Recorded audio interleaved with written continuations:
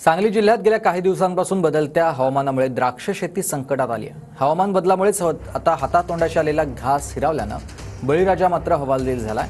तर काही दिवसांपूर्वी द्राक्ष पीक तयार झाल्यावर वटवाघळांनी देखील शेतकऱ्यांची बाग फस्त केलेली होती, त्यामुळे शेतकऱ्यांचं मोठं नुकसान झालंय।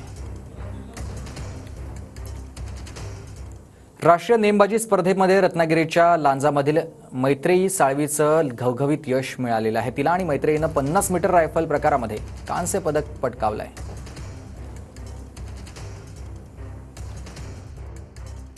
मी 50 मीटर रायफल प्रोन खेळते आणि आता मला मेडल मिळालंय। मी लांजाची आहे, तरी मी कोल्हापुरात जाऊन कॉलेजसाठी असते कोल्हापुरात, तिथे जाऊन प्रॅक्टिस करते। माझे मार्गदर्शक इंद्रजित मोहिते, सत्यजित मोहिते आणि अर्जुन अवॉर्डी तेजस्विनी सावंत यांच्या मार्गदर्शनामुळे मी इथपर्यंत पोहोचले आणि माझं ध्येय आहे की मी ऑलिम्पिकपर्यंत पोहोचावे आणि भारताचं नाव मोठं करू। आमच्या मुलीने या खेळामध्ये यश मिळवल्यामुळे आमचंही सुद्धा खूप आमच्या गावाचं आमचं नाव तिने राज्य पातळीवरती नेले, देश पातळीवरती नेले, याचा आम्हाला अभिमान आहे। आणि अशीच मुलं पुढे पुढे येऊ देत आणि चांगले नेमबाज होऊ देत।